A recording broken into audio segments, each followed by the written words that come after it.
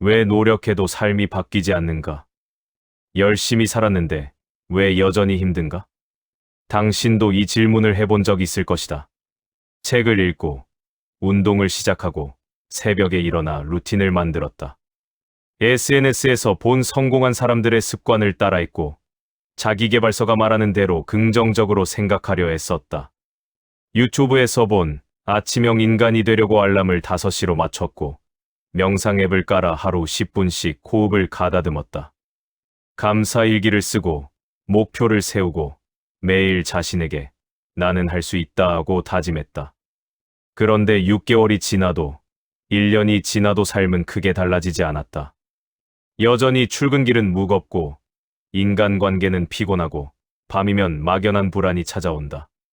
루틴은 며칠 가다가 흐지부지되고 다시 예전의 패턴으로 돌아간다. 역시 나는 안 되나 봐 라는 자괴감만 남는다. 문제는 당신의 노력이 부족해서가 아니다.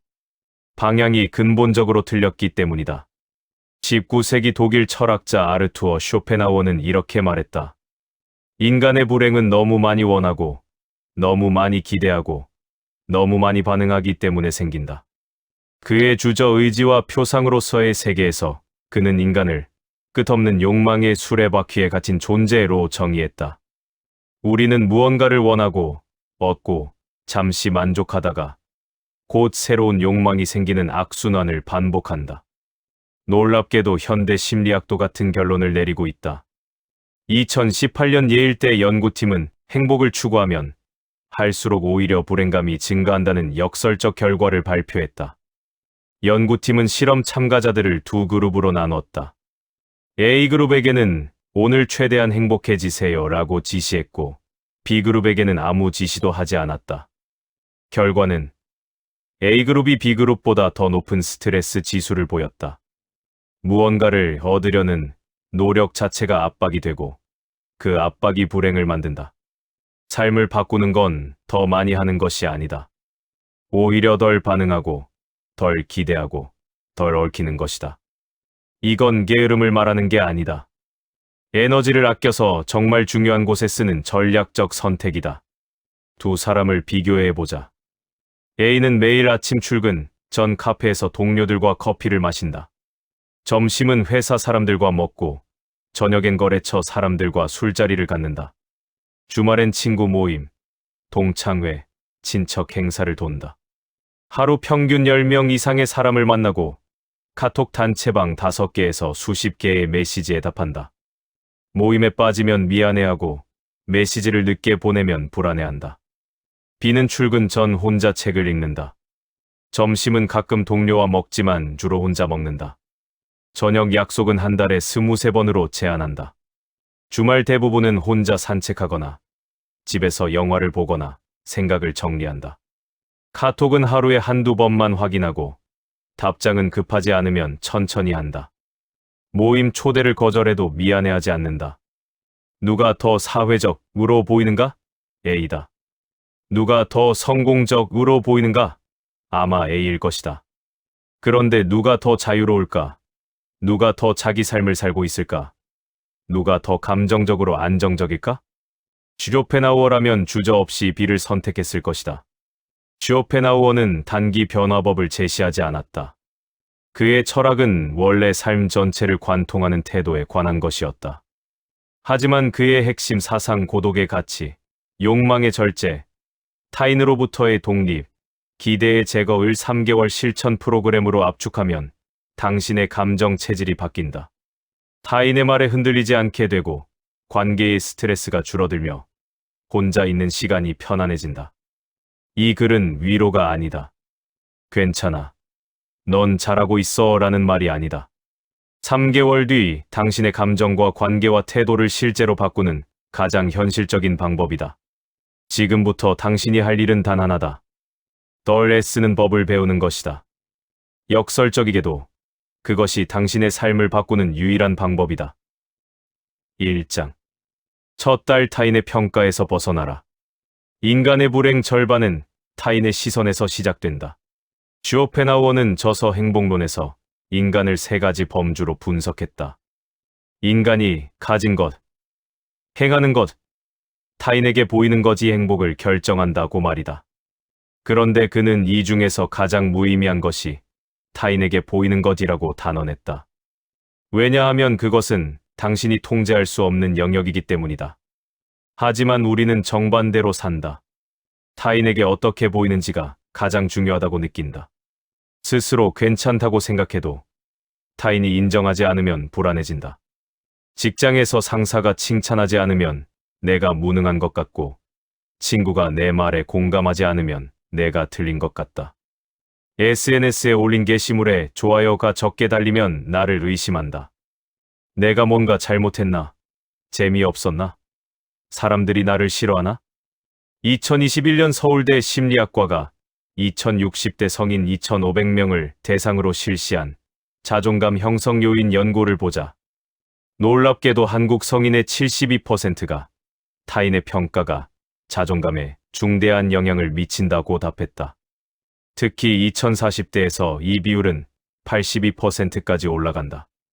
더 충격적인 건 응답자의 64%가 중요한 결정을 내릴 때 타인의 반응을 먼저 고려한다고 답했다는 점이다.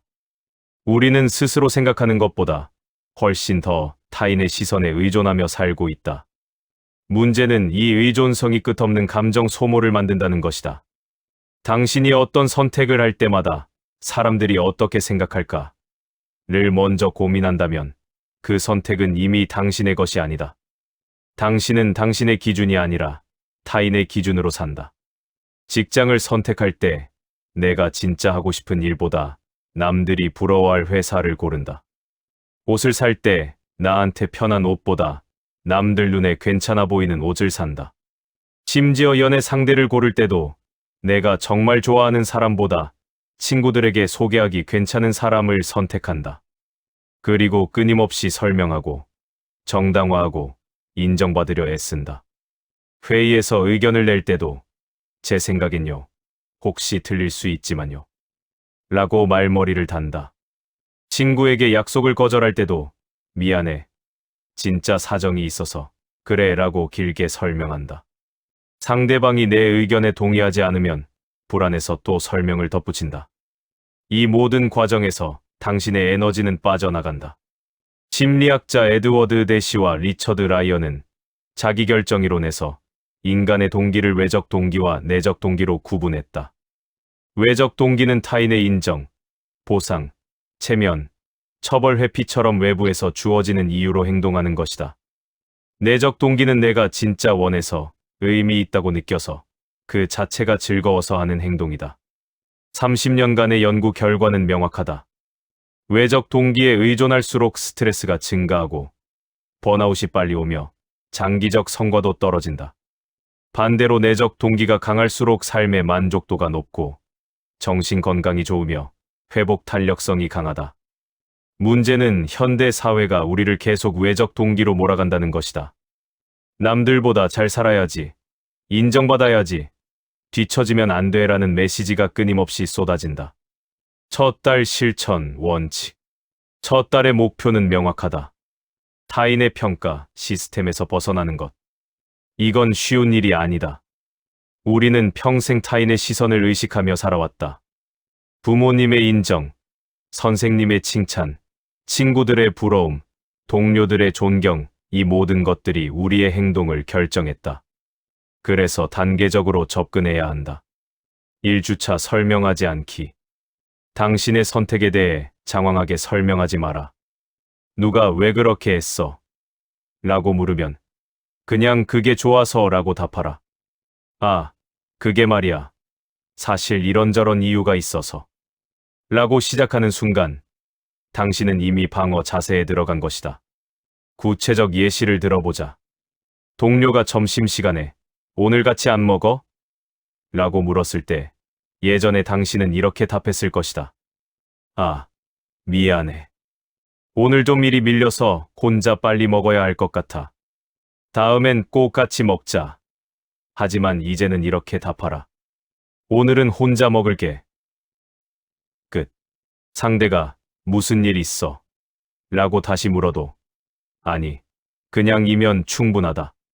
처음엔 불편할 것이다. 상대가 오해할까봐 나를 이상하게 볼까봐 걱정될 것이다. 하지만 놀랍게도 대부분의 사람들은 당신이 생각하는 것만큼 신경 쓰지 않는다. 아, 그래? 그럼 나중에 하고 넘어간다. 정말로 당신을 이해하는 사람이라면 긴 설명 없이도 이해한다. 2주차 인정받으려 하지 않기. 일부러 잘한 일을 언급하거나 칭찬을 기대하는 말을 하지 마라. 회의에서 프로젝트가 성공했을 때 제가 이 부분을 이렇게 준비했었거든요 라고 말하고 싶은 충동을 참아라. 친구들과 대화할 때 나 요즘 운동해서 3kg 뺐어 라고 자랑하고 싶은 마음을 눌러라. 이건 겸손을 말하는 게 아니다. 타인의 인정에 대한 갈망을 끊는 연습이다. 당신이 잘한 일은 당신이 안다. 그것으로 충분하다. 타인이 알아주든 말든 그건 중요하지 않다. 3주차 반응 속도 늦추기. 메시지를 받아도 즉시 답하지 말고 최소 2시간은 두고 답하라. 급한 일이 아니라면 다음날 답해도 괜찮다. 누군가 당신의 의견을 물어도 즉시 답하지 말고 생각해 볼게 라고 말하는 연습을 하라. 이게 왜 중요한가? 즉각 반응은 당신이 상대방의 요구에 종속되어 있다는 신호다. 나는 당신이 원하면 언제든 응답할 준비가 되어 있어요. 라는 메시지를 보내는 것이다. 반응 속도를 늦추면 당신은 자신의 시간과 에너지를 통제하는 사람이 된다. 4주차 통합 실천. 이제 3가지를 동시에 실천하라. 설명하지 않고, 인정받으려 하지 않고, 천천히 반응하라. 변화의 신호. 실천 2주차쯤 되면 이상한 변화가 온다. 타인의 말이 예전만큼 마음에 걸리지 않는다. 누가 그건 좀 이상한 것 같은데? 라고 해도 예전처럼 아니야. 내 말은 말이야. 하고 해명하고 싶은 충동이 사라진다. 그냥 그렇게 생각할 수도 있지 하고 넘어가게 된다. 3주차쯤 되면 감정 피로가 확연히 줄어든다. 퇴근 후 집에 돌아왔을 때 예전처럼 기진맥진하지 않다. 오늘 회의에서 내가 한 말, 사람들이 어떻게 받아들였을까? 아까 그 사람이 나한테 왜 그런 표정을 지었지? 같은 생각으로 에너지를 소모하지 않기 때문이다. 4주차가 되면 판단력이 회복된다. 타인의 시선에서 자유로워지면 비로소 내가 진짜 원하는 게 뭔지 보인다. 내가 이 일을 하는 건 정말 좋아서일까? 아니면 남들에게 잘 보이려고일까? 라는 질문에 명확한 답을 할 수 있게 된다. 이것이 첫 번째 신호다. 첫 번째 자유의 맛이다. 2장. 둘째 달 초반 인간관계를 줄여라. 사람이 많을수록 사유는 얕아진다. 쇼펜하우어는 여록과 보유페어가 언페럴러 퍼문에서 고슴도치의 우화를 들려준다. 추운 겨울날 고슴도치들이 체온을 나누려고 서로 가까이 붙는다. 하지만 너무 가까이 붙으면 가시에 찔린다. 그래서 적당한 거리를 찾기 위해 멀어졌다, 가까워졌다를 반복한다. 인간관계도 마찬가지다. 외로움을 피하려고 사람들에게 다가가지만 너무 가까워지면 상처받는다. 쇼펜하우어는 평생 대부분의 시간을 혼자 보냈다. 그는 고독은 뛰어난 정신의 운명이라고 말했지만 사실 그가 말하고 싶었던 건 더 단순한 진실이었다. 사람이 많으면 생각할 시간이 없다는 것. 끊임없이 타인의 말에 반응하고 타인의 감정을 살피고 타인의 기대에 부응하다 보면 정작 나는 사라진다. 우리는 외로움을 두려워한다. 그래서 약속을 계속 잡고 모임에 나가고 누군가와 연락하며 지낸다. 주말에 혼자 있으면 뭔가 문제가 있는 것 같고 친구가 적으면 실패한 것 같다. SNS를 보면 다들 누군가와 함께 웃고 있고 나만 혼자인 것 같다. 하지만 그 관계들이 정말 당신을 행복하게 만드는가? 아니면 그냥 외로움을 회피하기 위한 도구인가? 2019년 UCLA 사회심리학과 연구팀이 성인 1200명을 대상으로 관계의 질과 정신건강을 5년간 추적 조사했다. 결과는 충격적이었다. 친구가 많을수록 행복도가 높아지는 건 사실이었지만 그건 의미 있는 관계에만 해당했다.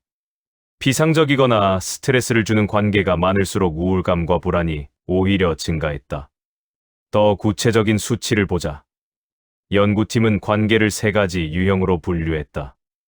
A유형 지지적 관계, 서로 깊이 이해하고 솔직하게 대화하며 함께 있으면 에너지를 얻는 관계.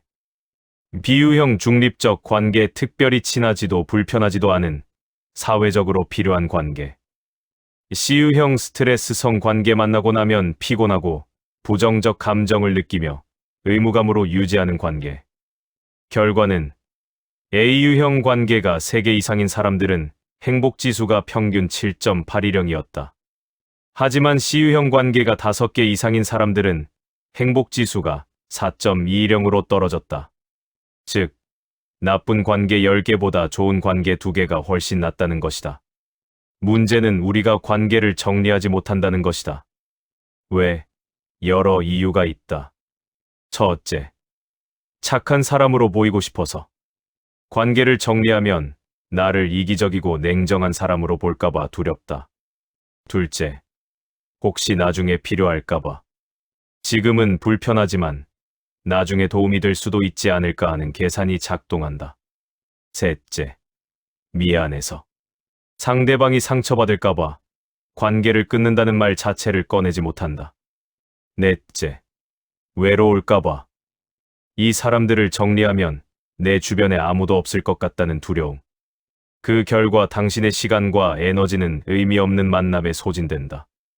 월요일엔 대학 동창 모임, 수요일엔 회사 동료 회식, 금요일엔 친척 경조사, 토요일엔 예전 직장 선배와의 약속, 일요일엔 배우자의 친구 부부와의 만남.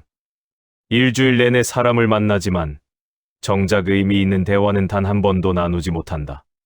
둘째 달 초반 실천 가이드.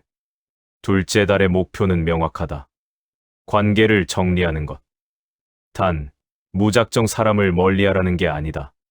당신의 에너지를 빼앗는 관계를 선별적으로 거리를 두고 정말 의미 있는 관계에 집중하는 것이다.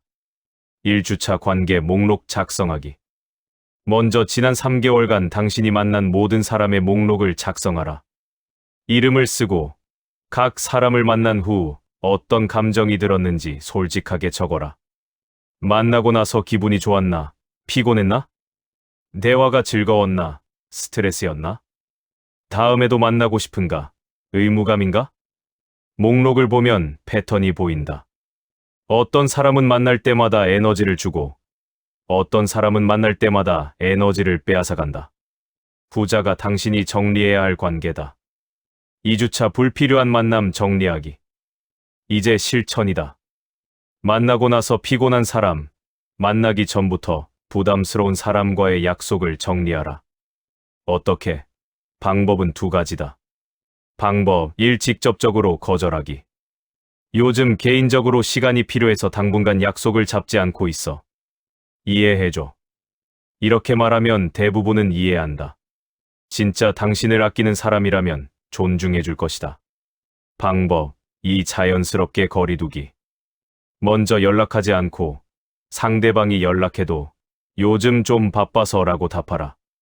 몇 번 반복하면 관계는 자연스럽게 멀어진다. 그럼 사람들이 나를 싫어하지 않을까 걱정할 수 있다. 하지만 현실은 이렇다. 대부분의 사람들은 당신이 생각하는 것만큼 당신에게 관심이 없다. 당신이 약속을 거절해도 금방 다른 사람과 만난다. 당신이 단체 카톡방에서 조용히 나가도 아무도 눈치채지 못한다. 3주차 감정 소모 관계 거리두기.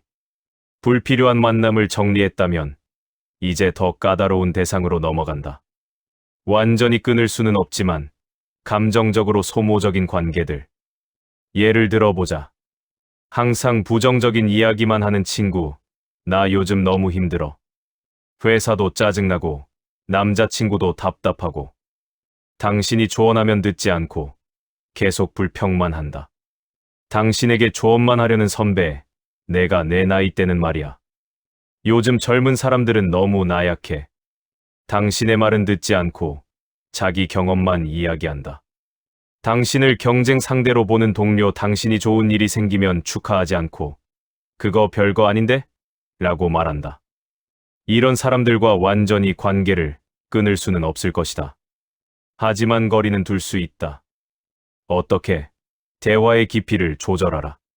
깊은 이야기는 나누지 말고 피상적이고 안전한 주제로만 대화하라. 상대가 개인적인 질문을 하면 그냥 잘 지내고 있어로 마무리하라. 4주차 착한 사람 역할 내려놓기. 마지막 단계다. 모든 연락에 답할 필요 없고 모든 부탁을 들어줄 필요 없다는 걸 받아들여라. 거절은 냉정함이 아니라 자기 보호다. 예를 들어 오랜만에 연락한 지인이 시간 되면 밥 한번 먹자 하고 메시지를 보냈다. 예전에 당신은 그래, 좋아. 언제 시간 돼? 라고 답했을 것이다. 하지만 이제는 이렇게 답하라. 요즘 좀 바빠서 시간 내기 어려울 것 같아. 나중에 여유 생기면 먼저 연락할게. 거절했을 때 상대가 섭섭해할까? 어쩌면 그럴 수도 있다. 하지만 이게 현실이다. 진짜 당신을 아끼는 사람은 당신의 상황을 이해하고 존중한다. 거절 한 번에 멀어지는 관계라면 애초에 깊은 관계가 아니었던 것이다. 변화의 신호. 하버드대 정신의학과 로버트 월딩거 교수는 75년간 진행된 성인 발달 연구 Harvard Study of Adult Development에서 이렇게 결론지었다. 행복의 핵심은 관계의 개수가 아니라 질이다. 친구 100명보다 진짜 친구 3명이 당신의 인생을 더 풍요롭게 만든다. 둘째 달 2주가 지나면 변화가 온다. 혼자 있는 시간이 예전처럼 불안하지 않다. 나 주말에 아무 약속도 없는데 괜찮을까? 라는 걱정이 사라진다. 오히려 주말에 혼자 있으니까 좋네라고 느끼게 된다. 3주 차쯤 되면 말수가 줄어든다. 예전처럼 모임에서 재미있는 사람으로 보이려고 애쓰지 않는다. 분위기를 띄우려고 농담을 던지지 않는다. 그냥 조용히 앉아서 사람들을 관찰한다. 4주차가 되면 생각이 깊어진다. 사람들과 피상적인 대화를 나누는 대신 혼자 깊이 생각하는 시간이 늘어난다. 나는 무엇을 원하는가? 나에게 정말 중요한 건 무엇인가? 같은 질문을 스스로에게 던지게 된다. 이것이 두 번째 신호다. 관계의 소음에서 벗어나 비로소 자신의 목소리를 듣게 되는 순간이다. 3장. 둘째 달 후반 욕망을 낮춰라. 기대를 끊어라. 행복은 얻는 것이 아니라 기대하지 않는 데서 시작된다. 슈오펜하우어의 철학을 한 문장으로 요약하면 이것이다. 행복, 현실, 기대. 이 공식은 단순하지만 강력하다. 현실이 아무리 좋아도 기대가 더 크면 불행하고, 현실이 평범해도 기대가 없으면 만족스럽다. 예를 들어보자. A는 연봉 5천만 원을 받지만 8천만 원을 기대했다. B는 연봉 3천만 원을 받지만 아무 기대가 없었다. 누가 더 행복할까? 쇼펜하우어라면 B라고 답할 것이다. A는 3천만 원의 결핍을 느끼지만 B는 3천만 원의 만족을 느낀다. 우리는 끊임없이 기대한다. 승진하면 행복할 거라고, 연애하면 외롭지 않을 거라고, 돈을 벌면 자유로울 거라고, 결혼하면 안정될 거라고, 아이를 낳으면 충만할 거라고. 그런데 막상 그걸 얻으면 어떻게 되는가? 잠깐 기쁘다가 곧 그것이 당연해진다. 그리고 또 다른 욕망이 생긴다. 이제 더 높은 직급으로 올라가야지. 더 큰 집으로 이사 가야지. 더 좋은 차를 사야지. 이 악순환이 현대인의 불행 구조다. 2012년 프린스턴대 심리학과 데니얼 카너먼과 경제학자 앵거스 디튼의 연구는 충격적인 결과를 보여줬다. 그들은 미국 성인 45만 명의 소득과 행복도를 분석했다. 결과는 연소득 7만 5천 달러 약 1억 원까지는 소득이 오를수록 행복도가 증가한다. 하지만 그 이상부터는 행복도가 더 이상 오르지 않는다. 왜? 욕망도 함께 커지기 때문이다. 연봉이 1억이 되면 2억짜리 삶을 꿈꾸고 2억이 되면 5억짜리 삶을 꿈꾼다. 돈이 늘어도 더 좋은 동네의 집, 더 비싼 차, 더 고급스러운 휴가를 원하면서 결핍은 사라지지 않는다. 심리학에서는 이를 쾌락 적응 hedonic adaptation 또는 쾌락 러닝머신 hedonic treadmill이라고 부른다. 러닝머신 위에서 아무리 열심히 뛰어도 앞으로 나아가지 못하는 것처럼 아무리 많이 얻어도 만족하지 못한다. 기대는 또 다른 문제를 만든다. 기대, 실망, 분노, 자기 혐오의 사이클이다. 구체적 시나리오를 보자. 당신은 동료에게 친절하게 프로젝트를 도와줬다. 당신은 기대한다. 이 정도 도와줬으면 고마워하겠지. 내가 나중에 부탁하면 도와주겠지. 하지만 상대는 고마워하지 않는다. 오히려 당연하다는 듯이 받아들인다. 당신은 실망한다. 내가 이렇게 도와줬는데. 실망은 곧 분노로 바뀐다. 저 사람은 배은망덕해. 다신 도와주지 않을 거야. 그리고 결국 자신을 탓한다. 내가 바보였어. 왜 남 도와주느라 내 시간을 썼지? 또 다른 예시. 당신은 프레젠테이션을 위해 밤을 새워 준비했다. 당신은 기대한다. 이 정도면 상사가 칭찬하겠지. 팀원들도 내 노력을 알아봐 주겠지. 하지만 발표가 끝나고 아무도 특별히 칭찬하지 않는다. 그냥 수고했어 라는 한마디뿐. 당신은 실망한다. 실망은 화로 바뀐다. 내가 이렇게 열심히 했는데 한마디밖에 안 해. 그리고 자기 혐오로 끝난다. 내가 너무 기대를 한 게 문제야. 인정받으려고 했던 내가 한심해. 행동경제학자 리처드 탈러는 기대치 관리 이론에서 이렇게 말했다. 인간은 절대적 결과보다 기대와의 차이에 더 민감하게 반응한다. 그는 참조점 의존성이라는 개념을 제시했다. 우리는 현재 상태를 절대적으로 평가하지 않고 기대했던 참조점과 비교해서 평가한다는 것이다. 실험을 보자. 참가자들에게 두 가지 시나리오를 제시했다. 시나리오 A, 당신은 월급 인상을 전혀 기대하지 않았는데 50만 원이 올랐다. 시나리오 B, 당신은 월급 100만 원 인상을 기대했는데 50만 원만 올랐다. 객관적으로는 둘 다 50만 원을 받았다. 하지만 참가자들의 만족도는 A는 평균 8.20, B는 3.10이었다. 같은 결과인데도 기대가 다르면 느끼는 행복이 정반대다. 둘째 달 후반 실천법. 둘째 달 후반의 목표는 명확하다. 기대를 제거하는 것. 이건 쉬운 일이 아니다. 기대는 자동적으로 생긴다. 우리 뇌는 패턴을 학습하고 미래를 예측하도록 설계되어 있다. 이렇게 하면 저렇게 될 거야 라는 기대는 자연스러운 인지 과정이다. 하지만 이 자동적 과정을 의식적으로 차단할 수 있다. 1주차 결과 기대하지 않기. 일을 할 때 이렇게 하면 인정받겠지. 이 정도면 칭찬받겠지 라는 기대를 버려라. 그냥 일 자체에 집중하라. 구체적 연습법, 업무를 시작하기 전에 스스로에게 이렇게 말하라. 나는 이 일을 한다. 결과가 어떻게 되든, 타인이 어떻게 반응하든 상관없다. 나는 그냥 이 일을 할 뿐이다. 예를 들어, 보고서를 작성할 때. 예전에 당신은 쓰면서 계속 생각했다. 이 부분을 이렇게 쓰면 상사가 좋아하겠지. 이 자료를 넣으면 인상적이겠지. 하지만 이제는 이렇게 접근하라. 나는 지금 이 보고서를 최선을 다해 작성한다. 상사가 어떻게 반응할지는 내가 통제할 수 없다. 그러니 생각하지 않는다. 2주차 중반쯤 되면 놀라운 일이 일어난다. 결과에 대한 기대를 버리고 나니 오히려 일 자체에 더 집중하게 된다. 역설적으로 인정받으려 하지 않을 때 더 좋은 결과가 나온다. 2주차 타인에게 기대하지 않기. 이 정도 했으면 고마워해야지. 내가 이렇게 했으니 너도 그래야지라는 생각을 버려라. 상대는 당신의 기준으로 움직이지 않는다. 연습법, 누군가에게 친절을 베풀거나 도움을 줄 때 그 순간 이렇게 생각하라. 나는 이것을 준다. 상대가 어떻게 반응할지는 상대의 자유다. 나는 보답을 기대하지 않는다. 예를 들어, 친구의 이사를 도와줄 때 예전에 당신은 속으로 계산했다. 내가 이렇게 도와주면 나중에 내가 이사할 때도 도와주겠지. 하지만 이제는 이렇게 생각하라. 나는 지금 이 순간 친구를 돕고 싶어서 돕는다. 나중에 친구가 나를 도와줄지 말지는 중요하지 않다. 놀랍게도 기대를 버리고 나면 인간관계가 더 편안해진다. 상대가 보답하지 않아도 화가 나지 않는다.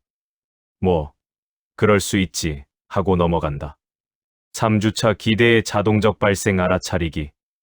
이제 더 섬세한 단계로 들어간다. 기대는 의식하지 못하는 사이에 자동으로 생긴다. 이 자동적 기대를 알아차리는 연습을 하라. 방법 하루에 3번, 스스로에게 묻는 시간을 가져라. 지금 나는 무엇을 기대하고 있는가? 아침에 출근하면서 오늘 회의에서 내 의견이 받아들여지길 기대하고 있지 않은가? 점심 식사 후 동료가 내 제안에 긍정적으로 반응하길 기대하고 있지 않은가? 저녁 귀가 전 집에 가면 배우자가 좋은 기분이길 기대하고 있지 않은가? 기대를 알아차렸다면 의식적으로 버려라. 아, 나는 지금 이것을 기대하고 있구나. 하지만 이 기대는 필요 없다. 무슨 일이 일어나든 그대로 받아들이면 된다. 4주차 무욕 기록하기. 감사 일기 대신 무욕 기록을 써보라. 오늘은 무엇을 원하지 않았는가? 오늘은 어떤 기대를 내려놓았는가를 기록하라. 예시. 오늘 프레젠테이션을 했는데 칭찬받기를 기대하지 않았다. 그냥 내 할 일을 했다. 친구에게 조언을 해줬는데 친구가 내 말을 따르기를 기대하지 않았다. 아침에 배우자에게 친절하게 대했는데 배우자도 나에게 친절하기를 기대하지 않았다. 이 기록을 2주간 계속하면 패턴이 보인다. 당신이 얼마나 많은 것을 기대하며 살았는지, 그리고 그 기대들이 얼마나 당신을 피곤하게 만들었는지 깨닫게 된다. 변화의 신호. 2주가 지나면 신기한 일이 일어난다. 화가 나는 일이 확연히 줄어든다. 예전 같으면 내가 이렇게 했는데 왜 저 사람은 저러지? 라며 분노했을 상황이 이제는 그냥 그럴 수도 있지 하고 넘어가진다. 3주차쯤 되면 감정 기복이 완화된다. 좋은 일이 생겨도 과도하게 들뜨지 않고 나쁜 일이 생겨도 과도하게 낙담하지 않는다. 감정이 평평해진다. 처음엔 이게 무감각해진 건가 걱정할 수도 있다. 하지만 아니다. 이건 감정이 사라진 게 아니라 감정이 안정화된 것이다. 4주차가 되면 예전 같으면 짜증났을 일들이 더 이상 짜증나지 않는다. 지하철에서 누가 밀쳐도, 식당에서 주문이 늦게 나와도, 동료가 약속을 어겨도 그럴 수 있지 하고 받아들인다. 이건 체념이 아니다. 수용이다. 이것이 3번째 신호다. 기대라는 족쇄에서 풀려나 비로소 자유로워지는 순간이다. 4장. 셋째 달 초반 말수를 줄이고 관찰하라. 말이 많을수록 존재는 가벼워진다. 쇼펜하우어는 진정한 현자는 침묵으로 자신을 드러낸다고 했다. 그는 행복론에서 이렇게 썼다. 평범한 사람들은 시간을 어떻게 보낼까 고민하지만 지적인 사람은 시간을 어떻게 활용할까 고민한다. 평범한 사람은 말을 통해 생각을 드러내지만 지적인 사람은 침묵을 통해 생각을 드러낸다. 말이 많은 사람은 자신의 생각을 정리할 시간이 없다. 끊임없이 말하면서 자신이 무슨 말을 하는지도 모르게 된다. 대화가 아니라 소음을 만들 뿐이다. 우리는 너무 많이 말한다. 누군가 의견을 물으면 즉시 답하고 대화 중 침묵이 생기면 불안해하며 무언가를 채운다. 회의에서도, 모임에서도, 메시지에서도 우리는 계속 말한다. 왜? 침묵이 불편하기 때문이다. 침묵하면 무시당하는 것 같고, 존재감이 없어지는 것 같고, 무능해 보이는 것 같다. 하지만 정반대다. 말을 많이 할수록 가벼워 보인다. 2017년 MIT 미디어랩 연구팀이 흥미로운 실험을 진행했다. 그들은 300명의 참가자를 짝지어 30분간 대화하게 했다. 그리고 각 참가자가 말한 시간과 들은 시간의 비율을 측정했다. 대화가 끝난 후 각 참가자에게 상대방에 대한 인상을 평가하게 했다. 결과는 명확했다. 대화 중 말하는 시간과 듣는 시간의 비율이 37일 때 상대는 당신을 신뢰할 만한 사람, 지적인 사람, 함께 일하고 싶은 사람으로 인식했다. 반대로 73일 때는 산만한 사람, 자기중심적인 사람, 신뢰하기 어려운 사람으로 느꼈다. 더 흥미로운 건 말을 적게 한 사람들이 실제로 대화 내용을 더 잘 기억했다는 점이다. 듣는 사람은 정보를 흡수하지만 말하는 사람은 자기 생각을 토해내느라 상대의 말을 놓친다. 말이 인간관계의 함정을 만든다. 말을 많이 할수록 실수가 늘어난다. 필요 없는 말로 오해를 사고 감정적인 말로 관계를 망친다. 구체적 예시를 보자. 회의에서 당신은 새로운 아이디어를 제안했다. 팀장이 그건 좀 어려울 것 같은데 라고 말한다. 이 순간 당신은 두 가지 선택이 있다. 선택한 말을 많이 하기. 아니요. 제 말은 그게 아니고요. 사실 이게 제 원래 의도였는데 제가 설명을 잘못한 것 같아요. 다시 설명하자면 이건 사실 저번에 말씀드린 그 안과도 연결되는 부분이고요. 선택 2. 침묵하기. 네, 알겠습니다. 그리고 더 이상 말하지 않기. 선택 2를 하면 어떻게 되는가? 당신은 불안해 보인다. 방어적으로 보인다. 자신감이 없어 보인다. 팀장은 당신의 아이디어가 아니라 당신의 불안을 보게 된다. 선택 2를 하면 당신은 침착해 보인다. 자신감 있어 보인다. 팀장은 당신이 피드백을 받아들일 줄 아는 사람이라고 생각한다.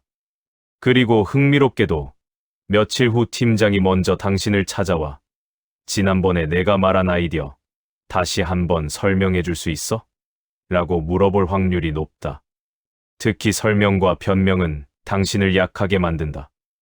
나는 원래 그런 의도가 아니었는데 오해가 있는 것 같은데 내가 말하려던 건 사실 내 입장에서는 이런 말들은 모두 당신이 불안하고 인정받고 싶어하며 상대의 판단에 의존하고 있다는 신호를 보낸다.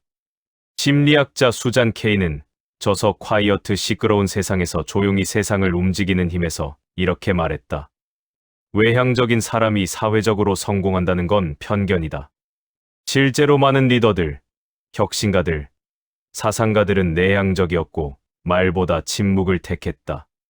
빌 게이츠는 회의에서 거의 말하지 않기로 유명하다. 그는 다른 사람들의 의견을 조용히 듣고 마지막에 한 문장으로 핵심을 짚는다. 워렌 버핏은 투자 결정을 할 때 혼자 조용히 생각하는 시간을 가장 중요하게 여긴다. 애플의 디자인 총괄이었던 조너선 아이브는 회의에서 침묵으로 유명했고 그의 침묵은 팀원들에게 더 큰 영향력을 행사했다. 셋째 달 초반 실천법. 셋째 달 초반의 목표는 명확하다. 말을 줄이고 듣고 관찰하는 사람이 되는 것. 이건 단순히 조용히 있으라는 게 아니다. 전략적으로 침묵하고 의도적으로 관찰하라는 것이다. 1주차 즉각 반응 금지. 누가 무언가를 물어도 3초는 생각하고 답하라. 충동적으로 말하지 마라. 구체적 연습법. 누군가 질문하면 속으로 천천히 3까지 센 다음 답하라. 1점, 2점, 3점. 처음엔 불편할 것이다. 3초의 침묵이 엄청나게 길게 느껴질 것이다. 상대가 기다리는 게 부담스러울 것이다. 하지만 계속하라. 2주차쯤 되면 놀라운 일이 일어난다. 3초를 생각하고 답하면 훨씬 명확하고 정확한 답이 나온다. 그리고 상대도 당신의 답을 더 진지하게 받아들인다. 3초.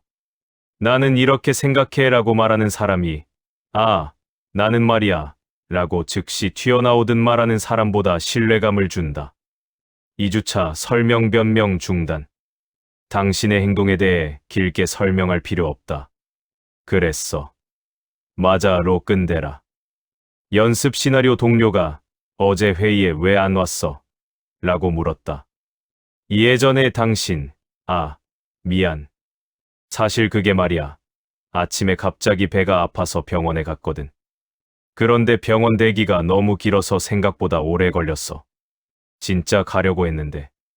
이제의 당신, 개인 사정이 있었어. 동료, 무슨 일이야? 이제의 당신, 그냥 좀 급한 일이 있었어. 회의 내용은 나중에 공유받았어. 끝. 더 이상 설명하지 마라. 상대가 계속 물어도 별일 아니야로 마무리하라. 처음엔 상대가 답답해할 수도 있다. 하지만 23번 반복하면 사람들은 당신이 개인적인 일에 대해 말하기를 원하지 않는다는 걸 이해한다. 그리고 더 이상 캐묻지 않는다. 3주차 듣는 쪽으로 이동. 대화할 때 말하려 하지 말고 듣는 데 집중하라. 상대가 말할 때 다음에 내가 할 말을 생각하지 마라. 고급 연습법, 능동적 침묵 기술을 사용하라. 이건 단순히 조용히 있는 게 아니다. 적극적으로 듣고 관찰하고 이해하는 것이다. 방법 1점. 상대의 눈을 보고 듣게 하지만 뚫어지게 보지는 말 것. 2점. 고개를 가볍게 끄덕이며 듣기. 3점. 상대의 말이 끝나고 12초의 침묵을 둔 뒤 반응하기. 4점. 상대의 말을 요약해서 확인하기. 내가 말하고 싶은 건 이거지. 대화가 끝나고 나서 스스로 평가하라. 오늘 대화에서 나는 몇 퍼센트를 말했고 몇 퍼센트를 들었는가? 듣기가 70% 이상이 목표다. 4주차 관찰의 기술. 이제 마지막 단계다. 말을 줄였으면 그 시간에 무엇을 할 것인가? 관찰하라.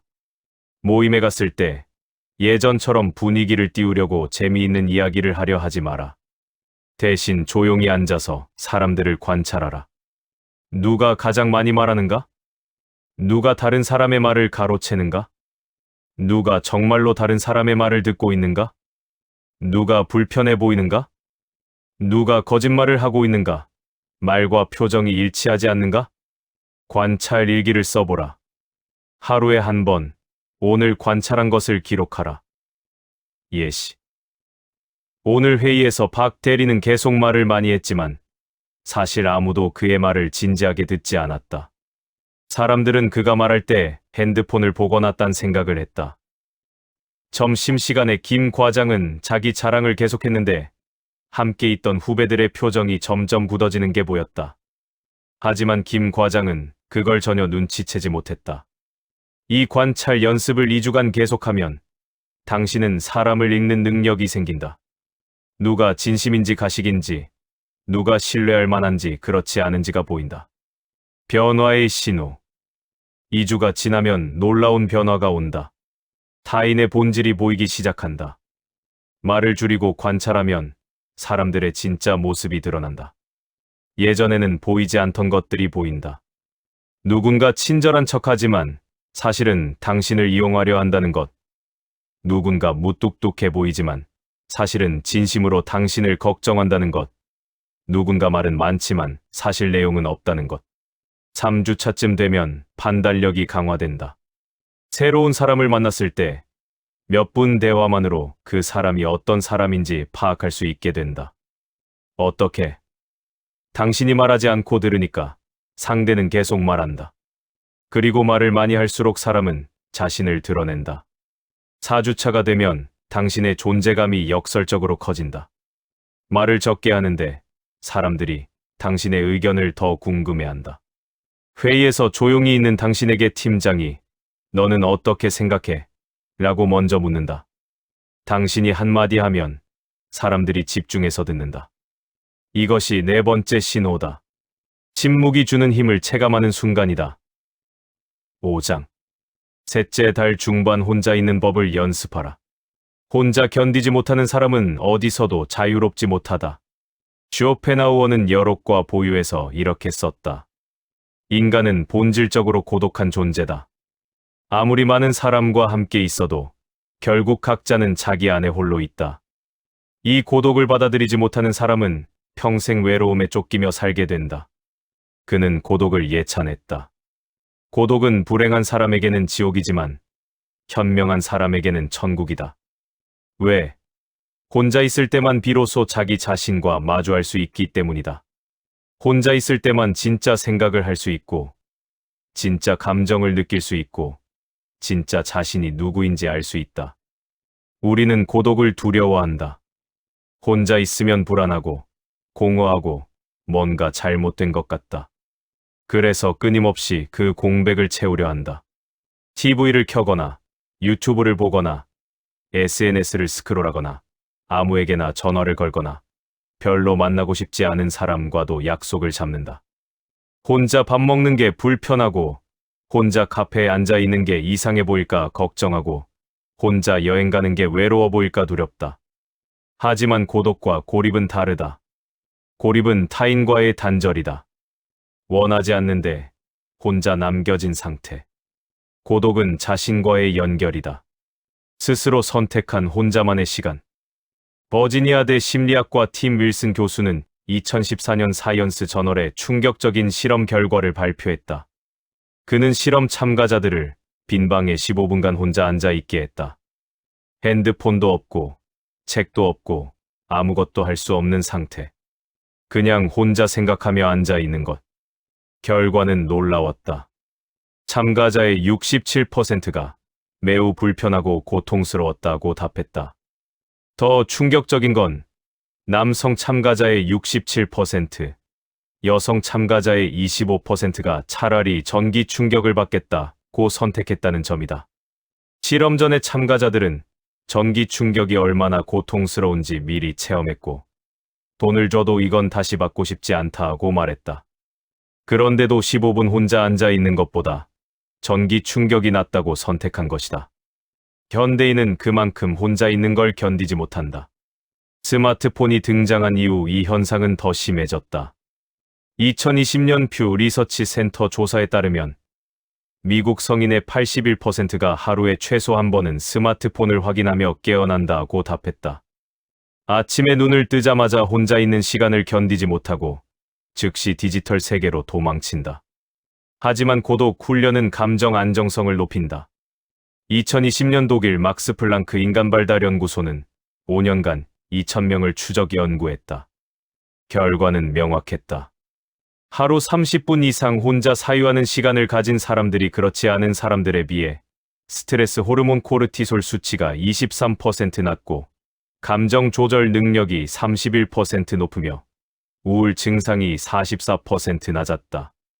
혼자 있는 법을 아는 사람이 타인과의 관계에서도 덜 의존적이고 더 건강하다. 왜? 타인을 통해 공허함을 채우려 하지 않기 때문이다. 진짜 좋아서 만나지, 외로움을 회피하려고 만나지 않는다. 셋째 달 중반 실천법. 셋째 달 중반의 목표는 명확하다. 혼자 있는 것을 견디는 게 아니라 혼자 있는 것을 즐기는 사람이 되는 것. 1주차 혼자 산책 디지털 완전 단절. 일주일에 3번, 아무도 없는 시간에 혼자 산책하라. 이어폰도 끼지 마라. 핸드폰은 집에 두고 가라. 그냥 걷고, 생각하고, 관찰하라. 구체적 가이드. 시간 30분 이상. 시작은 20분도 오케이. 장소 공원, 하천, 조용한 주택가 골목. 규칙 핸드폰 금지, 이어폰 금지, 다른 사람과 대화 금지. 하는 것 그냥 걷기, 주변 관찰하기, 생각 흐름 따라가기. 처음 5분은 불편할 것이다. 뭐하러 이렇게 걷지? 이 시간에 차라리 유튜브를 보는 게 낫지 않을까? 10분쯤 되면 불안이 올라온다. 나는 지금 뭐 하는 거지? 이게 무슨 의미가 있지? 하지만 15분을 넘기면 변화가 온다. 마음이 조금씩 고요해진다. 머릿속이 맑아진다. 2주차쯤 되면 놀라운 일이 일어난다. 혼자 걷는 시간이 기다려진다. 오늘도 저녁에 산책해야지 라고 자연스럽게 생각하게 된다. 2주차 혼자 식사 사유의 시간으로 전환. 일주일에 2번은 혼자 식당에 가서 밥을 먹어라. 핸드폰도 보지 말고 그냥 음식과 주변을 바라보라. 연습 단계. 1단계 패스트푸드점이나 편한 곳에서 시작 10분 식사. 2단계 일반 식당에서 혼자 식사 20분 식사. 3단계 조용한 레스토랑에서 여유롭게 혼자 식사 40분 이상. 혼자 식사할 때의 규칙. 핸드폰을 가방에 넣어라. 테이블 위에 두지도 마라. 음식이 나오기를 기다리는 동안 주변 사람들 관찰하기. 창밖 풍경 보기. 그냥 앉아있기. 음식을 먹는 동안 음식의 맛, 질감, 온도에 집중하기. 다 먹고 나서 5분 더 앉아서 여운 즐기기. 처음엔 모두가 나를 쳐다보는 것 같을 것이다. 저 사람 왜 혼자 밥 먹지? 친구가 없나? 하지만 실제로는 아무도 신경 쓰지 않는다. 23번 반복하면 깨닫는다. 아무도 나한테 관심 없구나. 3주차쯤 되면 혼자 밥 먹는 게 오히려 편해진다. 누군가와 함께 먹을 때처럼 대화 주제를 고민하지 않아도 되고, 상대 속도에 맞추지 않아도 되고, 그냥 내 리듬대로 먹으면 된다. 3주차 혼자 사유하는 시간 고정, 일상의 명사. 매일 밤 자기 전 10분, 아무것도 하지 않고 앉아 있는 시간을 가져라. 명상이 아니다. 그냥 혼자 있는 연습이다. 구체적 방법. 시간 매일 밤 같은 시간 예 10시 50분 11시. 장소 침대가 아닌 의자에 앉기 침대는 잠드는 곳. 자세 편하게 앉되. 등은 곧게. 하는 것 아무것도 안 하기. 생각이 떠오르면 떠오르는 대로 두기. 억지로 생각을 멈추려 하지 않기. 이건 명상 앱이 가르치는 명상이 아니다. 호흡에 집중하라. 잡념을 버려라. 현재에 머물러라 같은 지시가 없다. 그냥 10분 동안 혼자 앉아 있는 것. 생각이 떠오르면 따라가도 좋고, 아무 생각 안 나면 그냥 가만히 있어도 좋다. 처음 며칠은 10분이 엄청 길게 느껴진다. 5분쯤 지나면 이제 그만해도 되지 않을까 하고 시계를 본다. 하지만 일주일을 넘기면 이상한 일이 일어난다. 10분이 금방 지나간다. 그리고 20분이 하루 중 가장 평온한 시간이 된다. 4주차 혼자만의 공간 만들기. 이제 마지막 단계다. 집 안에 혼자만의 공간을 만들어라. 침실도 아니고 거실도 아닌 오직 당신만의 공간. 공간의 조건. 크기 1평이면 충분. 방 한 구석도 오케이. 구성 의자 하나. 작은 테이블, 조명. 규칙 이 공간에서는 일하지 않기. 핸드폰 보지 않기. TV 보지 않기. 용도 책 읽기. 생각하기. 그냥 앉아 있기. 이 공간을 하루에 최소 15분은 사용하라. 아침에 일어나서 또는 퇴근하고 와서 또는 자기 전에 이 공간에 앉으면 이제 나만의 시간이구나라는 신호를 뇌에 보내라. 변화의 신호. 2주가 지나면 기적 같은 변화가 온다. 외로움이 사라진다. 정확히는 외로움과 고독을 구분할 수 있게 된다. 외로움은 누군가가 필요하다는 결핍감이다. 고독은 나와 함께 있어도 괜찮다는 충만감이다. 예전에는 혼자 있으면 외로웠다. 이제는 혼자 있어도 고독할 뿐이다. 3주차쯤 되면 평온이 찾아온다. 이건 행복과는 다르다. 행복은 강렬하고 들뜬 감정이다. 평온은 조용하고 깊은 안정감이다. 아무 일도 일어나지 않는데 괜찮다. 누구도 연락하지 않는데 불안하지 않다. 그냥 지금 이 순간이 괜찮다. 4주차가 되면 혼자 있는 게 더 이상 훈련이 아니라 습관이 된다. 사람들을 만나고 집에 돌아왔을 때, 아, 이제 혼자구나라는 안도감이 든다. 혼자 있는 시간이 소중해진다. 누군가 주말에 약속을 제안하면 예전처럼 무조건 좋아라고 답하지 않는다. 주말엔 혼자 있고 싶은데 라고 자연스럽게 말하게 된다. 이것이 5번째 신호다. 혼자 견디는 것이 아니라 혼자 누리는 사람이 되는 순간이다. 6장. 셋째 달 후반 삶을 버티는 태도로 전환하라.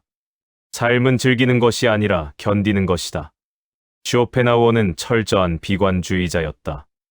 그는 의지와 표상으로서의 세계에서 이렇게 선언했다. 삶은 본질적으로 고통이다. 인간은 끊임없이 무언가를 욕망하고, 욕망은 충족되지 않으면 고통이고, 충족되면 권태다. 고통과 권태 사이를 진자처럼 오가는 것, 그것이 인간의 운명이다. 이 말이 우울하게 들릴 수 있다. 그럼 삶을 살 이유가 뭔가? 라고 묻고 싶을 것이다. 하지만 쇼펜하우어의 비관주의는 절망이 아니라 현실 직시다. 그리고 역설적으로 이 비관주의가 우리를 자유롭게 한다. 왜? 행복을 기대하지 않으면 실망도 없기 때문이다. 삶이 원래 고단하다는 걸 받아들이면 오히려 작은 것에 감사하게 된다. 오늘은 큰일이 없었네 라는 것만으로도 좋은 날이 된다. 현대 사회는 우리에게 정반대를 강요한다. 행복해야 한다. 긍정적으로 살아야 한다. 매일 감사해야 한다. 꿈을 이뤄야 한다. 성공해야 한다. 자기계발서는 말한다. 당신은 무엇이든 될 수 있다. 노력하면 이룰 수 있다. 생각하는 대로 이루어진다. SNS는 끊임없이 보여준다. 다른 사람들의 행복한 순간들, 성공한 모습들, 완벽한 삶들을. 그런데 당신이 그렇게 살지 못하면 우리는 자신을 실패자라고 느낀다. 나는 왜 행복하지 못하지? 나는 왜 긍정적으로 생각할 수 없지? 나는 왜 꿈을 이루지 못하지? 그리고 더 심한 자책이 온다. 다른 사람들은 다 잘 사는데 나만 못 사는 건 내가 부족해서야. 2015년 캘리포니아대 버클리 캠퍼스 심리학과 아이리스 모스 교수는 행복 강박에 관한 획기적인 연구를 발표했다. 그녀는 200명의 참가자를 두 그룹으로 나눴다. A그룹, 행복은 매우 중요하다. 행복해야 한다는 메시지를 반복적으로 들려줌. B그룹 아무 메시지도 주지 않음. 8주 후 A그룹의 우울 지수가 B그룹보다 32% 높았다. 행복해야 한다는 압박이 클수록 오히려 우울감과 불안이 증가한다는 것이다. 행복을 의무로 느끼는 순간 행복은 스트레스가 된다. 쇼펜하우어식 비관주의는 이렇게 말한다. 삶은 원래 힘들다. 행복은 예외적 순간이다. 대부분의 시간은 그저 버티는 것이다. 그리고 그것으로 충분하다. 이 태도가 주는 건 포기가 아니라 수용이다. 삶을 있는 그대로 받아들이는 힘이다. 오늘이 나쁘면 나쁜 대로 두어라. 억지로 의미를 찾지 마라. 긍정적으로 생각하려 애쓰지 마라. 그냥 나쁜 날인 것이다. 그렇다고 세상이 끝나는 게 아니다. 셋째 달 후반 실천 선언. 셋째 달 후반의 목표는 가장 근본적이다. 삶에 대한 태도 자체를 바꾸는 것. 잘 살아야 한다에서 버티면 된다로. 행복해야 한다에서 괜찮으면 된다로. 1주차 오늘이 나쁘면 나쁜 대로 둔다. 억지로 긍정적으로 생각하려 하지 마라. 나쁜 날은 그냥 나쁜 날이다. 구체적 연습 기분이 안 좋은 날, 예전처럼 괜찮아. 긍정적으로 생각하자. 감사한 것을 찾아보자 라고 억지로 마인드 컨트롤하지 마라. 대신 이렇게 인정하라. 오늘은 기분이 안 좋은 날이다. 그냥 그렇다. 일기를 쓴다면 예전처럼 하지만 감사한 건. 그래도 좋았던 건. 이라고 억지로 긍정을 찾지 마라. 대신 이렇게 써라. 오늘은 별로였다. 끝. 놀랍게도 이렇게 인정하고 나면 마음이 편해진다. 억지로 긍정을 찾으려 할 때보다 오히려 빨리 회복된다. 왜? 감정을 억압하지 않고 받아들였기 때문이다. 2주차 의미를 강요하지 않는다. 모든 일에 의미가 있을 필요 없다. 때로는 그냥 일어난 일일 뿐이다. 연습 시나리오 프로젝트가 실패했다. 예전에 당신은 이렇게 생각했을 것이다. 이 실패에서 배울 점이 뭘까? 이 일이 나중에 도움이 될 거야. 모든 일에는 이유가 있어. 하지만 이제는 이렇게 받아들여라. 프로젝트가 실패했다. 그냥 실패한 것이다. 특별한 의미 같은 건 없다. 누군가와 관계가 틀어졌다. 예전에는 이 관계에서 내가 배운 게 뭘까? 라고 억지로 의미를 찾으려 했을 것이다. 이제는 관계가 끝났다. 그냥 그런 거다 라고 받아들여라. 이건 냉소주의가 아니다. 현실주의다. 모든 일에 숨은 의미가 있다고 믿는 건 오히려 집착이다. 때로는 그냥 운이 나빴던 것이고, 타이밍이 안 맞았던 것이고, 그냥 그렇게 된 것이다. 3주차 버티는 것도 충분하다. 잘 살아야 한다는 압박을 내려놓아라. 그냥 견디는 것만으로도 충분하다. 실천 선언문을 작성하라. 종이에 이렇게 써라. 나는 매일 행복할 필요 없다. 나는 꿈을 이룰 필요 없다. 나는 성공할 필요 없다. 나는 특별할 필요 없다. 나는 그냥 오늘을 버티면 된다. 그리고 그것으로 충분하다. 이 선언문을 눈에 잘 보이는 곳에 붙여라. 아침에 일어나서 한번, 잠들기 전에 한번 읽어라. 처음엔 이 선언문이 우울하게 느껴질 수 있다. 이게 무슨 삶이야? 이렇게 살면 뭐가 남는데? 하지만 2주쯤 지나면 깨닫는다. 오히려 이 선언이 당신을 자유롭게 만든다는 것을. 4주차 비관주의의 역설적 자유. 영국 철학자 버트런드 러셀은 쇼펜하우어의 철학을 이렇게 평가했다. 쇼펜하우어의 비관주의는 우울함이 아니라 현실을 직시하는 용기다. 삶이 본질적으로 고통이라는 걸 받아들이는 순간, 작은 기쁨도 큰 선물이 된다. 실천 일주일 동안 비관적 감사 일기를 써보라. 일반 감사 일기와 정반대로. 일반 감사 일기. 오늘 좋았던 일, 감사한 일을 쓴다. 비관적 감사 일기. 오늘 최악의 상황은 일어나지 않았다는 걸 쓴다. 예시. 오늘 크게 다치거나 사고 나지 않았다. 오늘 누구와도 심한 싸움을 하지 않았다. 오늘 직장을 잃지 않았다. 오늘 큰 병에 걸리지 않았다. 이상하게 들릴 수 있지만 이 일기를 일주일 쓰고 나면 깨닫는다. 삶이 고단하다는 걸 전제하고 나니 오히려 지금 있는 것들이 감사하게 느껴진다는 것을. 오늘 최악은 피했네라는 생각이 주는 안도감이 오늘 최고로 좋은 일이 있었어 라는 생각보다 더 지속적이고 현실적이라는 것을. 변화의 신호. 2주가 지나면 마지막 변화가 온다. 마음이 더 이상 흔들리지 않는다. 좋은 일이 생겨도 과도하게 들뜨지 않고 나쁜 일이 생겨도 과도하게 무너지지 않는다. 예전에는 좋은 일이 생기면 와, 드디어 이제 모든 게 좋아질 거야 라고 들떴다. 나쁜 일이 생기면 끝이다. 다 망했어 라고 절망했다. 이제는 좋은 일이 생겨도 오늘은 운이 좋았네. 나쁜 일이 생겨도 그럴 수도 있지 라고 담담하게 받아들인다. 3주차쯤 되면 삶을 있는 그대로 받아들이게 된다. 억지로 의미를 부여하지 않고 억지로 긍정하지 않고 그냥 지금 이 순간을 받아들인다. 오늘이 좋으면 좋은 대로, 나쁘면 나쁜 대로. 4주차가 되면 이상한 평온이 찾아온다. 이건 행복은 아니다. 하지만 불행도 아니다. 그냥 고요한 수용이다. 프랑스 작가 알베르 카미가 말한 인간은 자신의 운명과 화해해야 한다는 말의 의미를 체감하게 된다. 삶은 여전히 힘들다. 하지만 더 이상 삶과 싸우지 않는다. 삶을 바꾸려 애쓰지 않는다. 그냥 있는 그대로 받아들인다. 그리고 그 수용이 주는 고요함 속에서 역설적으로 자유를 느낀다. 이것이 마지막 신호다. 삶을 즐기려 하지 않고 그냥 버티는 것만으로 충분하다는 걸 받아들이는 순간이다. 에필로그 3개월 후 당신에게 일어나는 변화. 3개월이 지났다. 당신의 삶은 극적으로 바뀌지 않았을 것이다. 여전히 같은 직장에 다니고 같은 사람들을 만나고 같은 일상을 산다. 겉으로 보기엔 달라진 게 거의 없다. 집도 같고 차도 같고 직급도 같고 통장 잔고도 비슷하다. 하지만 당신은 안다. 무언가 근본적으로 달라졌다는 걸. 예전 같으면 화났을 일에 더 이상 화가 나지 않는다.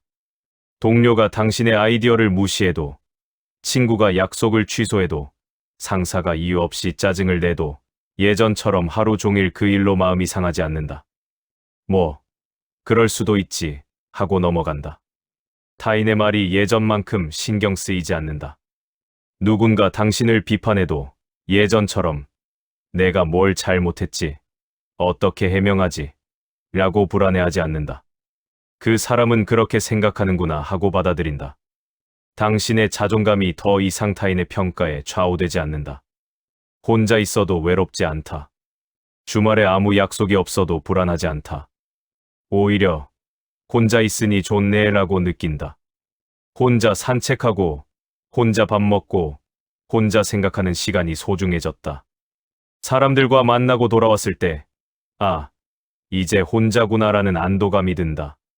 설명하지 않아도 불안하지 않다.